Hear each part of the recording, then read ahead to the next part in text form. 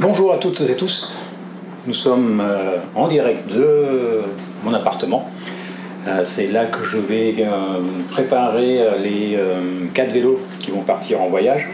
Je ne vais pas vous montrer le préparatif des 4 vélos, bien entendu, je vais surtout vous montrer le mien, le Gravel, parce qu'il y a une particularité par rapport aux autres vélos, c'est qu'il est monté en tubeless. Donc qui dit tubeless dit liquide préventif. Le dernier remplissage liquide remonte à 2 mois et demi environ. En général, on fait un plein tous les 3 mois. Donc dans un premier temps, je vais vous montrer comment on fait ce remplissage sans dégueulasser l'appartement. C'est la première fois que j'utilise mon éclairage, enfin une partie de mon éclairage photo pour faire de la vidéo. Je ne sais pas trop ce que ça donnait, parce qu'effectivement l'appartement est assez sombre, hein, comme on est au dernier étage, donc nous sommes au soleil du matin jusqu'au soir. Ce qui fait que là on a mis des couvres, des pare-soleil, ce qui assombrit un peu l'appartement. Donc nous sommes à J-2 du départ. Je suis en retard parce qu'en règle générale, une semaine avant, tout est prêt. Là, c'est pas du tout le cas, mais ça va le faire. Je suis de repos sur les 2 jours, donc ça devrait le faire. Je devrais même pouvoir regarder l'étape du Tour de France féminin.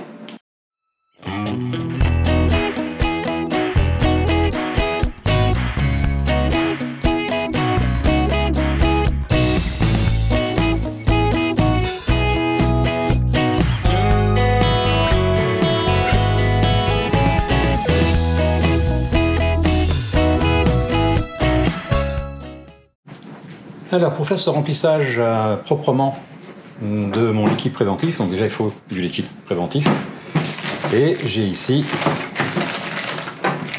démonté bien sûr la petite seringue qui va permettre non pas de me faire une injection, mais par contre de faire une injection dans mes pneus. On est parti du côté du vélo maintenant pour voir la suite. Alors comment vont se passer les choses? Très bien en fait. Sur la roue, nous avons la valve, qui est une valve spéciale pour pneus en tubeless. Donc la première chose à faire va être de dégonfler le pneu. Une fois le pneu dégonflé, il va falloir qu'on accède maintenant à l'intérieur sans démonter le pneu.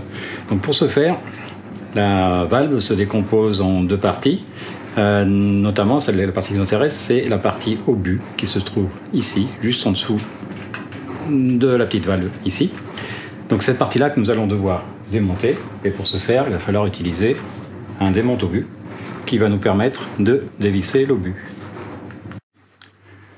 Donc voilà, une fois qu'on a fait les 2 premiers tours, ça se démonte à la main, et là nous avons accès à l'intérieur du pneu. Donc l'importance de dégonfler avant de retirer l'obus, c'est que si on retire l'obus avec le pneu plein d'air, l'air va dégager d'un seul coup, et avec le préventif qui reste à l'intérieur, et là vous allez faire du travail qui va salir votre intérieur. Ok, maintenant on va passer au remplissage de la seringue. Donc je vous ai épargné le montage d'une seringue, c'est pas ce qu'il y a de plus compliqué. Donc on aspire le produit jusqu'à atteindre presque 60.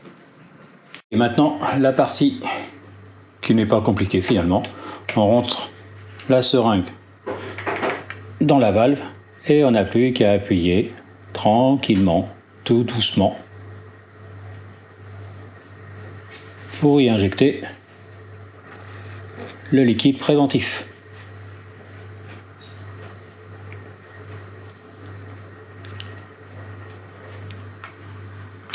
Et une fois fait, on n'a plus qu'à remonter l'obus. Mis à sa place, il n'y a plus qu'à remettre le pneu en pression et on va donner quelques tours de roue pour que le préventif roule bien de partout.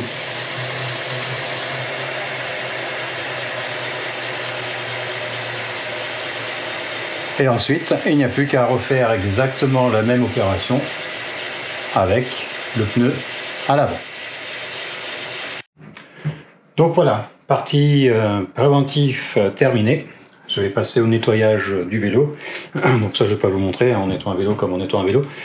Et je reprendrai après lorsque je commencerai à préparer la bagagerie. Petite précision, seul mon vélo est équipé en préventif pour une simple et bonne raison, c'est que moi je roule quasiment tous les jours avec lui.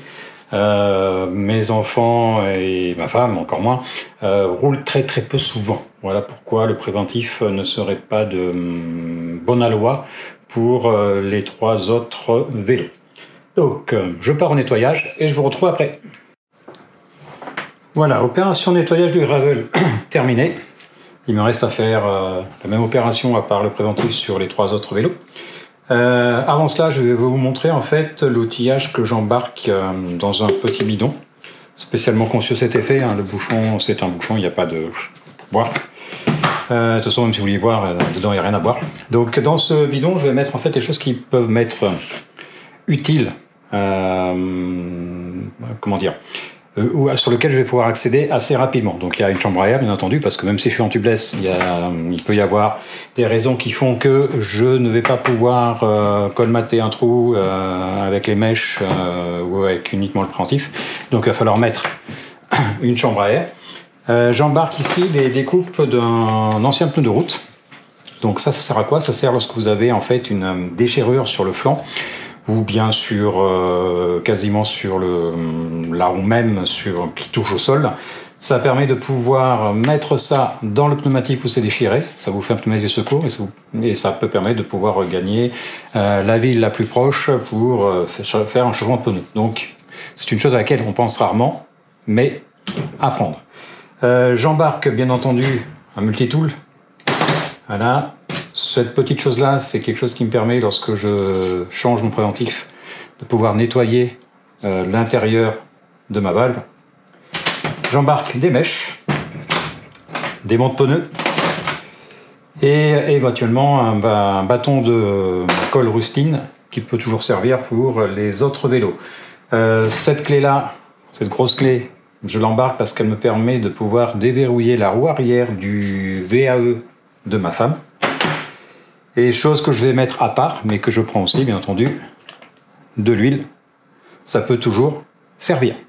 À présent, dans ce petit bidon que je vais nettoyer un petit peu avant de remettre sur le vélo.